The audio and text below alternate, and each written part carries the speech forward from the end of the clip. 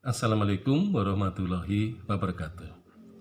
Subtema yang pertama kita cermati dari sejarah kebudayaan adalah sejarah bahasa. Jadi mungkin bahasa ini merupakan kebudayaan yang lebih atau mungkin yang paling tua ya dalam kehidupan manusia, karena bahasa ini dipakai sebagai alat komunikasi bagi warganya. Nah, tentu saja komunikasi ini berjalan ya, sangat lambat ya, apabila tidak ada bahasa yang dipakai. Jadi awalnya manusia tentu saja akan menggunakan kode-kode atau katakanlah isyarat-isyarat. Nah, sehingga isyarat-isyarat itu menjadi milik bersama, dan kemudian masyarakat itu mengubah ya simbol-simbol atau kode-kode atau tanda-tanda itu untuk dibahasakan atau dinarasikan. Nah, sehingga akhirnya bahasa lahir karena manusia mendengar dan juga melihat. Jadi bahasa tidak mungkin bisa berkembang apabila manusia tidak bisa mendengarkan suara dan juga tidak bisa meniru suara dan tidak melihat mimik dari mulut yang sedang berbicara. Jadi dengan melihat mimik maka manusia bisa menangkap bunyi. Ya, kemudian setelah itu dia akan membunyikan lagi. Ya, artinya membahasakan lagi. Nah, sehingga kemudian bahasa ini merupakan alat komunikasi yang memang sangat dibutuhkan oleh masyarakat pada waktu itu. Nah, sehingga bahasa-bahasa awal dari masyarakat kita ini terbentuk dalam bentuk akar-akar kata.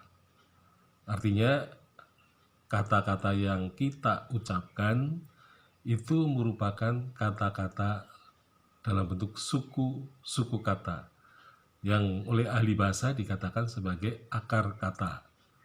Jadi misalnya orang kalau memanggil seorang kakek ya cukup dipanggil ki, seorang ibu dipanggil bu atau bi, kalau seorang ayah dipanggil ma ya, kemudian kalau seorang adik dipanggil di gitu ya. Jadi sebenarnya kata-kata pada zaman dulu itu dibangun dari akar-akar kata. Nah, sehingga ketika masyarakat mengalami kemajuan, maka kemudian dari sebuah akar kata kemudian menjadi dua akar kata, nah kemudian menjadi sebuah kata dan seterusnya.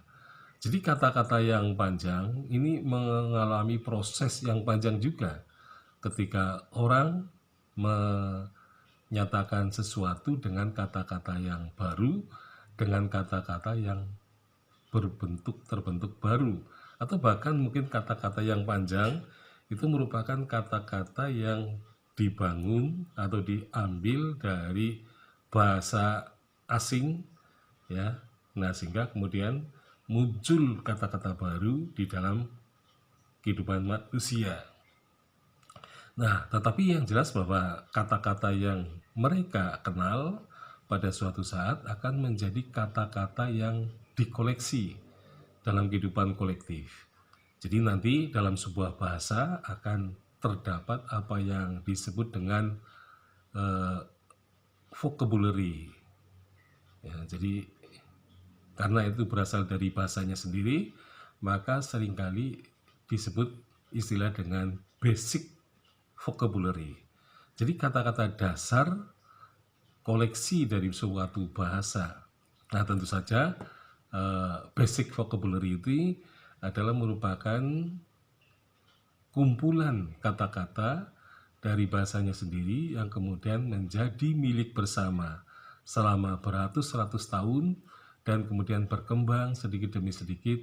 Nah, akhirnya kosakatanya akan semakin bertambah, apalagi dengan melakukan interaksi dan transaksi dengan bangsa lain, maka bahasa itu akan berkembang secara terus-menerus.